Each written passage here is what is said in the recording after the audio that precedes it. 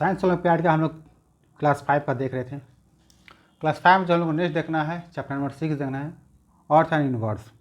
अब हम डिस्कशन करेंगे अर्थ एंड यूनिवर्स का। देखते हो क्वेश्चन नंबर 1। क्वेश्चन नंबर दिया, a compass work with the help of. Compass जो वर्क करता है किसके हेल्प से वो वर्क करता है। इसमें दिया गया सोलर एनर्जी, इसमें एनर्जी से कंपास वर्क नहीं करता है। मून्स ग्रेविटी ये भी नहीं वर्क करता है। सोलर मैग्नेटिक थी अर्थ मैग्नेटिक फील्ड, ठीक है। ये रहा आपका अर्थ मैग्नेटिक फील्ड पे ही आपका क्या करता है वो कंपास डिपेंड करता है, क्योंकि जब अर्थ में जिस तरह अर्थ मैग्नेटिक फील्ड रहेगा उस तरह कंपास क्या करेगा वो मूव करेगा। अर्थ ग्रेविटेशन ये आपका नहीं था, करेगा अर्थ मैग्नेटिक फील्ड, क्योंकि आपका कंपास जनरली यूज़ करते हैं लोग, सेलर लोग ज़्यादा यूज़ करते हैं जिसका डायरेक्शन पता करने के लिए। तो ये वर्क करता है अर्थ मैग्नेटिक फील्ड पे। आंसर क्या इसका सी। क्वेश्चन नंबर 2 देख लेते हैं। The constellation so there is a known as, इस कॉन्स्टलेशन क्या कहते हैं। इस कॉन्स्टलेशन को कहते हैं अर्सा मेजर कहते हैं। इस कॉन्स्टलेशन चम्मच जो शेप जो होता है, और एक अर्सा मेजर होता है, एक अर्सा माइनर होता है, इसको बोलते हैं अर्सा मेजर कहते हैं इसको। तो आंसर क्या लगेगा इसका 1।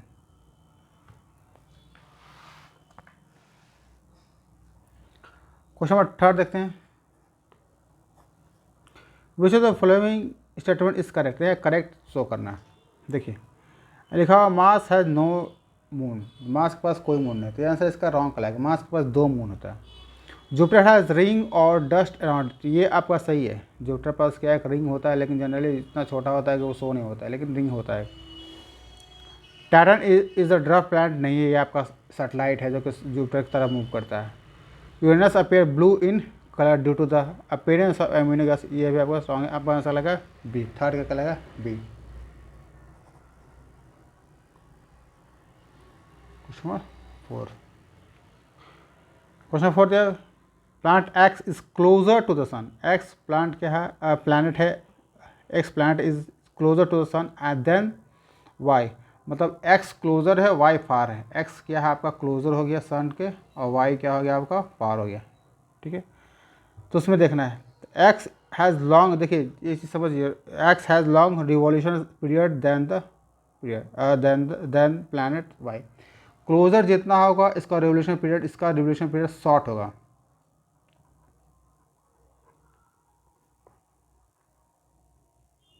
पीरियड जो होगा इसका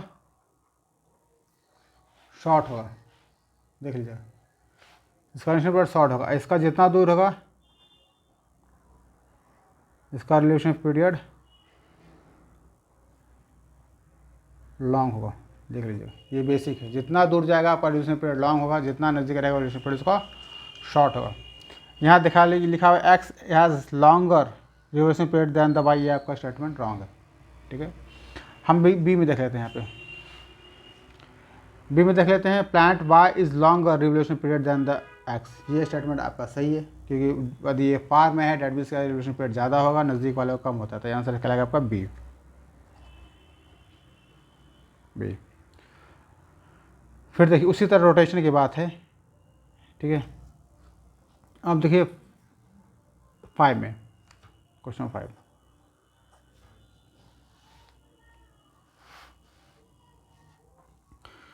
name of the how many draft plant are hidden in the given word grid. देखिए इसमें ड्राफ्ट प्लांट कौन से हैं। एक देखिए आपका यूमास है, HAUMES यूमास, ये एक रहा एक।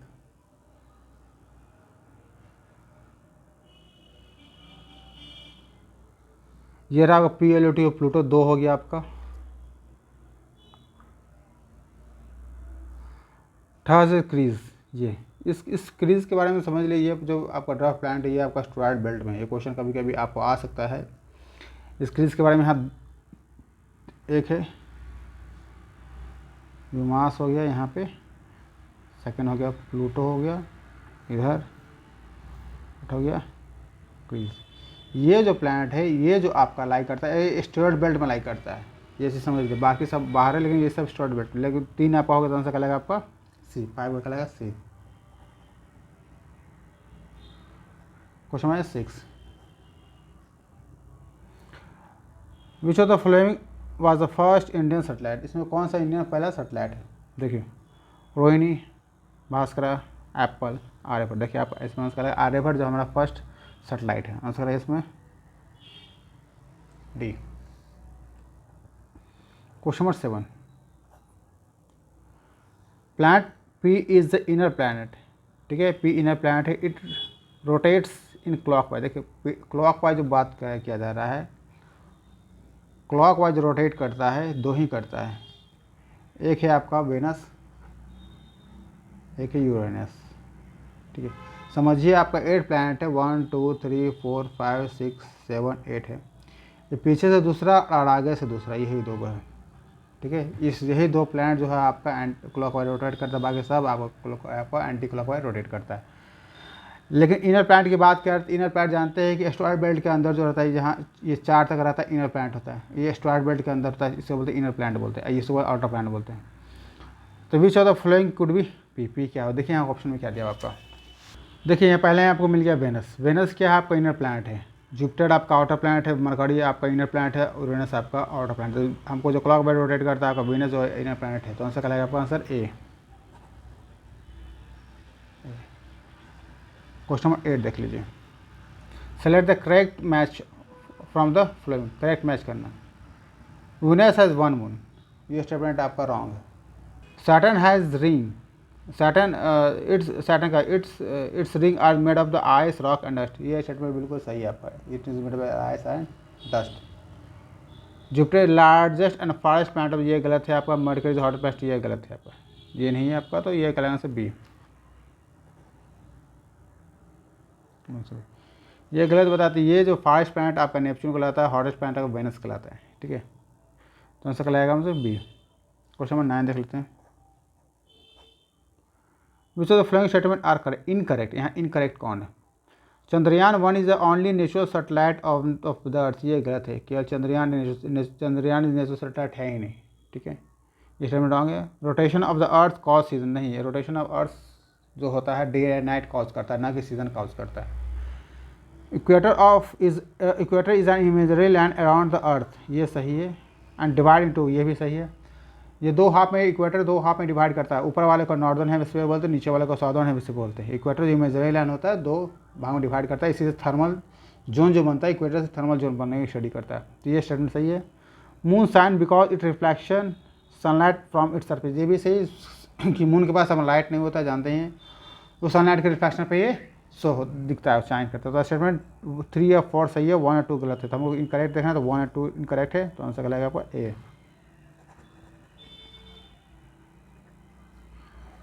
Question number 10। क्वेश्चन नंबर 10 में देखा, स्टडी द वेन डायग्राम। यहाँ स्टडी करना, हमको वेन डायग्राम को स्टडी करना। And select the position where the moon are placed, moon can be placed in the diagram, in this diagram. तो इस diagram में मून कहाँ प्लेस्ड होगा। देखिए रोटेशन ऑन इट एक्सिस, ये भी सही। इस वेन डायग्राम में शो कर रहा है कि आपको रोटेशन कर रहा है, मतलब पी क्यू आर तीनों शो कर रहा है, रोटेशन करता है अपने एक्सिस पे, जो कि मून भी करता है। ये पी क्यू, ये तीनों में से पी भी हो सकता है, क्यू भी हो सकता है, और आर भी हो सकता है। Second, revolves around the heavenly body, heavenly body का रिवोल्यूट करता है, ये भी सही है। मून हेवनली बॉडी में, तो अर्थ आपका हेवनली बॉडी उसकी तरफ मूव करता है, तो आपको पी भी हो सकता है, क्यू भी हो सकता है, और आर भी हो सकता है, ये भी हो सकता है। ठीक है, एंड हैव ग्रेविटी, इसके पास ग्रेविटी है, मतलब कि ये पी भी होगा, पी भी होगा, और एस भी होगा, तो सभी होगा। डेट मीन्स कि ये भी होगा, ये भी होगा, ये सभी किस में लाई करता है आपका पी में। क्यू में देखिएगा, तो क्यू यहाँ दिया हुआ, डेट मीन्स कि क्यू, ये प्रॉपर्टी देखिए वेन डायग्राम समझिए, ये ऐसे है, एक ऐसे है, देन ऐसे है, यहाँ रहा पी। पी मतलब कि इसका और इसका प्रॉपर्टी केवल इसमें है बस। ठीक है, ये आर मतलब केवल शो करता है इसका और इसका प्रॉपर्टी केवल इसमें है। एस मतलब होता है इसका और इसका प्रॉपर्टी शो, क्योंकि ये एस जो है इस सर्किल में लाई करता है, और क्यू जो है तीनों सर्किल में आ रहा है, डेट मीन्स इसका प्रॉपर्टी, इसका प्रॉपर्टी, इसका, तो इस तीनों प्रॉपर्टी उसके अंदर है, इसलिए क्या लाएगा बी। 10 का क्या लाएगा सर, बी।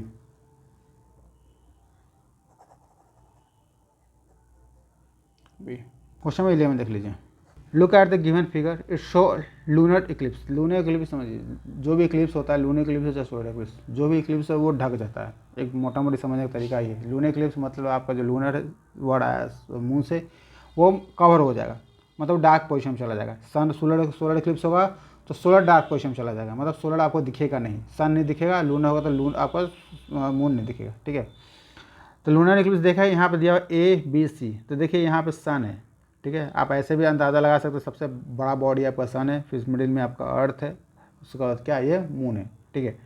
तो lunar Eclipse that means moon यहाँ पे लाइट डार्क पोर्शन में चल गया, मून नहीं दिख रहा है, डेट मीन्स कि आपका मून है। ये हो गया सन हो गया, बी हो गया अर्थ हो गया, सी हो गया मून हो गया। तो आंसर क्या पूछा, which lunar eclipse where it is the moon in its, इसे मून कहाँ रहेगा, तो पोजिशन रहेगा सी, पोजिशन जो रहेगा मून का, सी कहाँ पे आपका, सी पे है, सी। क्वेश्चन नंबर 12 आ जाते हैं। क्वेश्चन नंबर 12 देखते हैं, select the incorrect comparing amount the flowing, incorrect select करना है।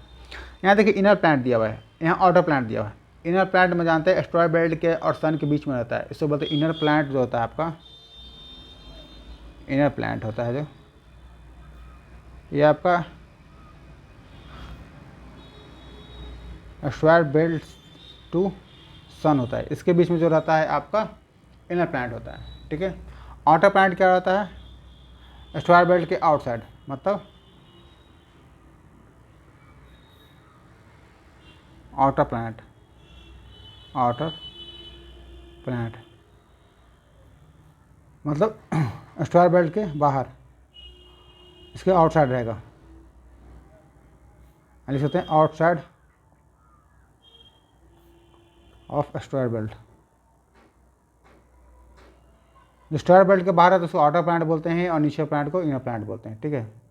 तो इसमें चेक करना, देखिए इनर प्लैनेट मरकरी, वेनस, अर्थ, मार्स, ये आपका सही इनर प्लैनेट है आपका, ये पेयर। वाटर में जुपिटर होगा, सैटर्न होगा, यूरेनस होगा, नेपच्यून, ये आपका सही है सेटमेंट, ये कंपेयरिंग आपका सही है। फिर इनर प्लैनेट में क्या, मेड ऑफ रॉक, जितना भी इनर प्लैनेट ये आपका रॉक से बना, बिल्कुल स्टेटमेंट है, जितना भी इनर प्लैनेट आपका रॉक से बना हुआ। आउटर प्लैनेट बिल्कुल मेड बाय द गैसेस, ये भी आपका सही है, made by the made of gases, ये गैस से बना हुआ है। थर्ड में देखिए they do not have moon, ये स्टेटमेंट रॉन्ग है कि इनर प्लैनेट में आपका अर्थ के पास मून है, आपका मार्स के पास मून है, ठीक है। तो ये आपका स्टेटमेंट रॉन्ग है, दे हैव मून, ये अभी इसके पास मून है ही है, लेकिन ये स्टेटमेंट आपका ये कंपेयरिंग जो है आपका रॉन्ग है, आंसर लगेगा सी। क्वेश्चन नंबर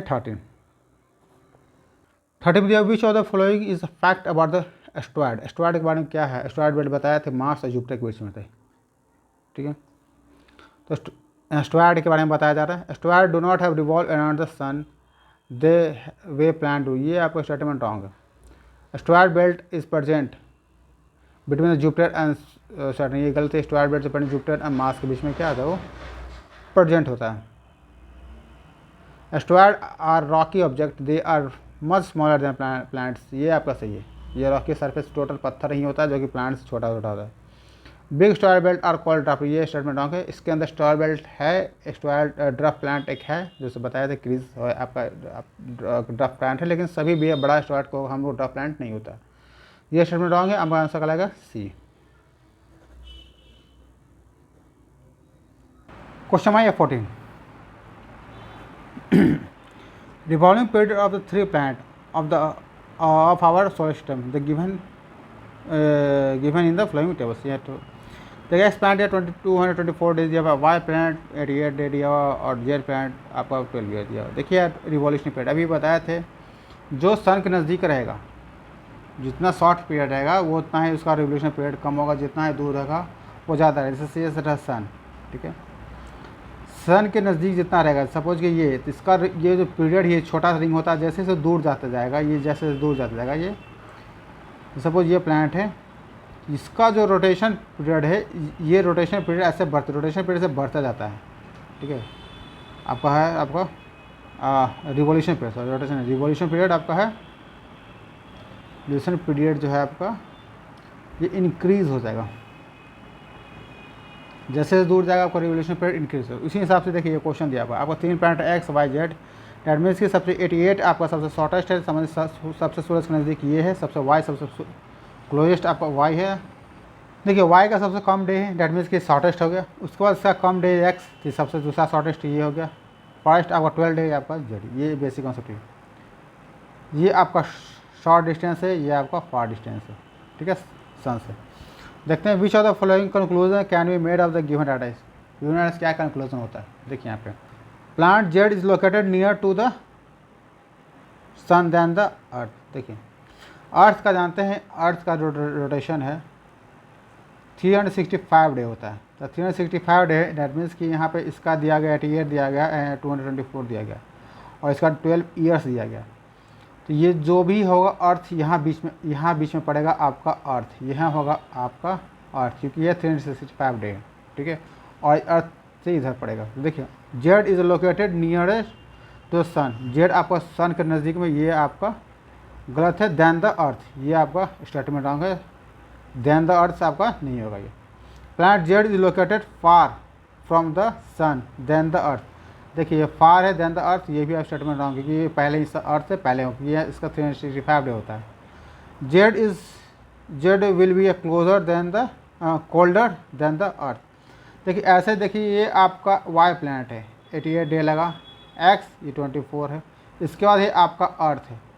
आप इससे अंदाज़ा लगा सकते हैं, ये आपका मरकरी हो गया आपका, ठीक है, ये आपका वेनस हो गया, और ये आपका क्या हो गया, अर्थ हो गया। इससे भी आप अंदाज़ा लगा सकते हैं, ठीक है। तो यहाँ बोला गया है planet X will be colder than the Earth, ये आपका स्टेटमेंट रॉन्ग है, क्योंकि ये आपका वेनस बहुत हॉटेस्ट प्लैनेट है आपका, ठीक है। Planet X will B hotter then the Earth, ये सही है, जितना सन के नज़दीक होगा क्या आपका हॉटर, ये कम हॉटर, ये आपका हेटर ज़्यादा, ये स्टेटमेंट आपका डी कहलाएगा। हाँ सर इसमें डी कहलाएगा। क्वेश्चन 15 देख लेते हैं। देखिए यहाँ पे दिया हुआ सन, मरकरी, अर्थ, वेनस, इस सबका अलग अलग डायग्राम दिया गया, इसमें देखते हैं हम लोग।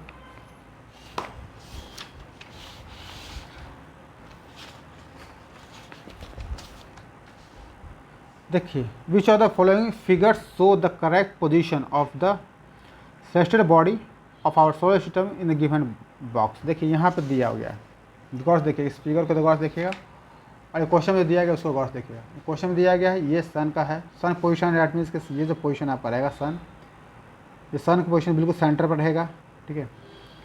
उसके बाद दिया गया है आपका प्लैनेट कौन है, मरकरी, ये मरकरी है, ब्लैक कलर से मरकरी से कोलेस्ट प्लैनेट आपका फिर ये मरकरी, ये ब्लैक कलर मरकरी रहेगा, ठीक है। सेकंड है वेनस है, तो सेकंड में आपका ये हो जाएगा वेनस हो जाएगा, इस तरह का शेप रहेगा, ये वेनस का हो गया, ठीक है। ये थोड़ा सा इसको वेनस समझ लीजिए, ये वेनस हो गया, ये वेनस हो गया, ये आपका सन हो गया, ये आपका मरकरी हो गया, ठीक है। देन इसके बाद क्या कहलाएगा, ये कहलाएगा आपका अर्थ, थर्ड प्लैनेट आपको जो कहलाता है ये कहलाता है आपका अर्थ, ये भी कहलाएगा ये आपका अर्थ कहलाएगा। और नेक्स्ट है मून, मून मतलब इसके चारों तरफ से क्या करेगा, मून ऐसे रोटेट करेगा, तो मून का ये जो शेप है ये हाफ, ये इस तरह ये शेप आपको बनेगा जिस तरह का यहाँ पे दिखाया जा रहा है, देखिए यहाँ पे दिखाया जा रहा है।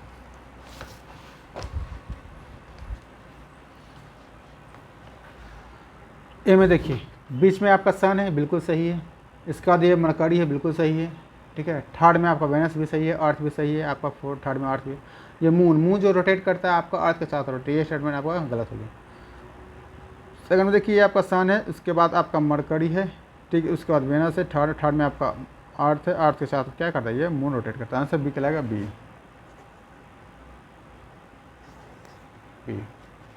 क्वेश्चन 16 में दिया गया है Deepika on the moon it is a freezing cold at night, ये सही है आपका, ये फ्रीजिंग एट कोल्ड होता है, नाइट में बहुत ज़्यादा फ्रीज होता है, इसका टेम्परेचर बहुत ज़्यादा डाउन हो जाता है।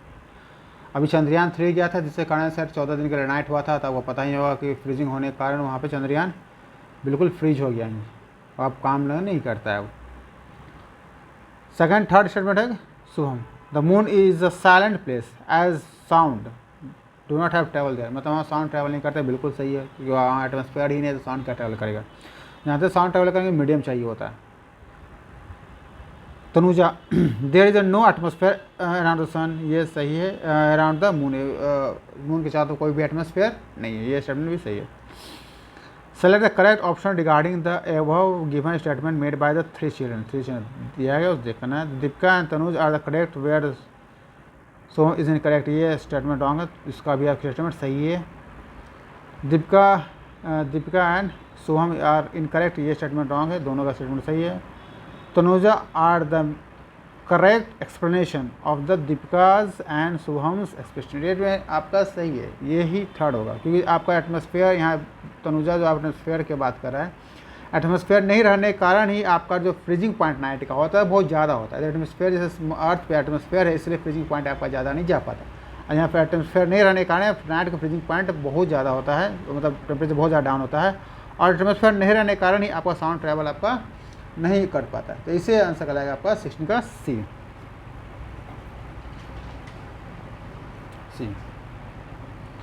क्वेश्चन आए 17, the given figure show the phases of the moon. ये देखिए phases of moon, phases of moon जानते ही हैं कि डिफरेंट डिफरेंट शेप जो होता है मून का, उसको बोलते हैं फेजेस ऑफ मून बोलते हैं, ठीक है। इसमें दो पार्ट में बांटा गया है। Select the phases of the moon during which of the high tide are the seen. High tide जब कहाँ पे होता है, हाई टाइड कभी भी होता है फुल मून और हाफ मून में ही, फुल मून और न्यू मून में होता है, ठीक है। तो ये रहा आपका फुल मून, ये रहा आपका न्यू मून, तो यहीं पे आपका हाई टाइड की संभावना यहीं पे रहेगा। तो आपका एफ और जे पे रहता है, देखिए एफ और जे आपको कहलाएगा बी पे, आंसर कहलाएगा B.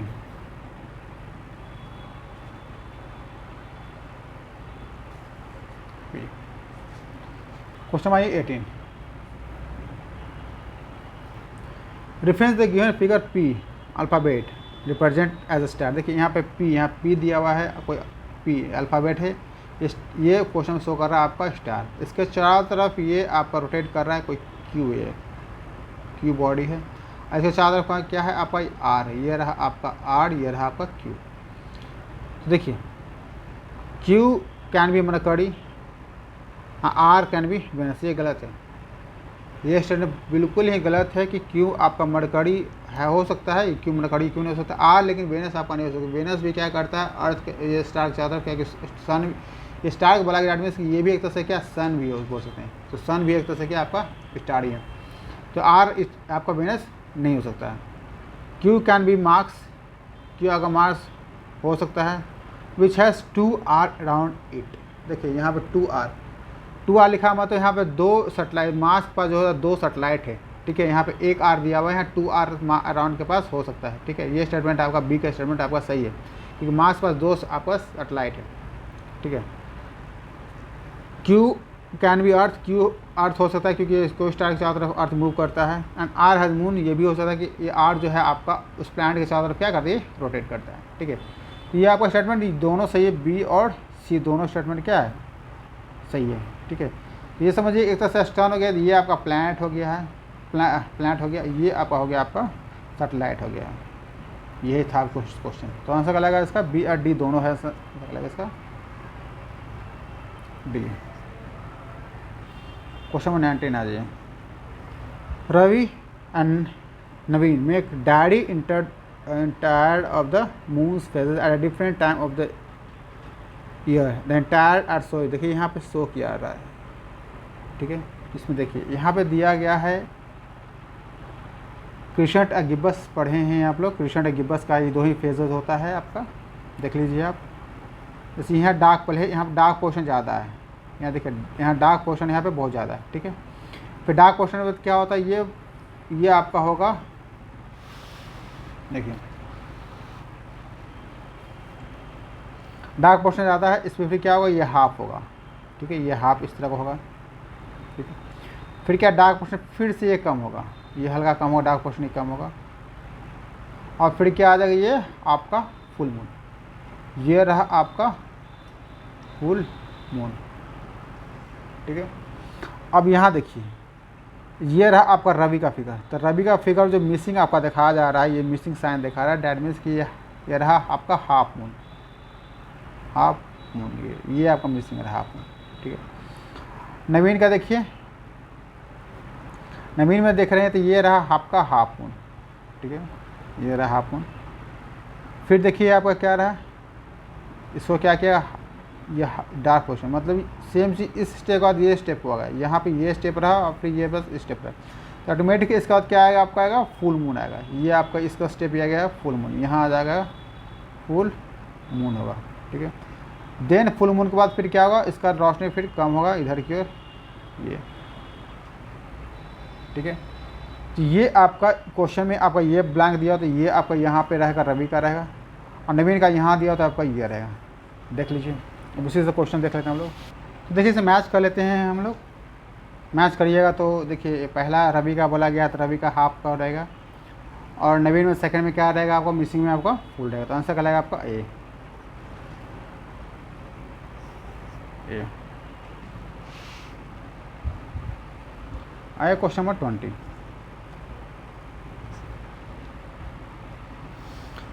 Reference the given figure, यहाँ रेफरेंस दिया गिवन फिगर यहाँ पे शो कर रहा है and select the correct option regarding, इसे सेलेक्ट का ऑप्शन करना है। एस, देखिए एस जो आपका रहता है वो क्रस्ट है आपका, पहला समझ लीजिए, बाहरी पार्ट्स को हमें क्रस्ट बोला गया है, ठीक है। उसके बाद बीच में पार्ट आपका जो होता है थिक पार्ट होता है, उसके बाद नेक्स्ट लेयर होता है, फिर थर्ड लेयर होता है। तो ये बिल्कुल हार्ड पार्ट होता है। उसके बाद देखिए यहाँ पर क्वेश्चन में क्या आता है, P is the molten part of made of the निकल एंड आयरन, ये आपका आयरन से बना हुआ रहता है, ठीक है। ये मोल्टेन पार्ट ही होता है लेकिन ये आयरन से बना होता है। R is the hottest part of the Earth, R क्या है आपका हॉटेस्ट, ये गलत है, आपका हॉटेस्ट पार्ट आर्ट है, आपका हॉटेस्ट पार्ट आपका पी है। यहाँ 5000 डिग्री सेल्सियस ऑलमोस्ट सन के टेम्परेचर, सरफेस टेम्परेचर के बराबर चला जाता है, ये 5000 डिग्री सेल्सियस होता है। ये स्टेटमेंट रॉन्ग है। R is the hottest part of the Earth which is solid, ये आपका गलत है। यहाँ Q is about 2200 kilometre thick and it is made of the mostly iron के लिए, आपका स्टेटमेंट बिल्कुल सही है। इसका जो थिकनेस है क्यू का, जो क्यू आपका इनर मोस्ट के सेकंड कोर होता है, जो इनर कोर होता है, तो इसमें जो आपका इसमें जो जिसका जो थिकनेस होता है तो 2200 किलोमीटर होता है और ये भी आयरन निकल से बना है, तो इसके कारण से ग्रेविटेशनल फील्ड बन पाता है, ठीक है। ये आपका स्टेटमेंट सही है। S is the thickest layer of the earth, S क्या है आपका thickest layer of the Earth, ये स्टेटमेंट आपका रॉन्ग है। आंसर का लगा इसका आंसर सी।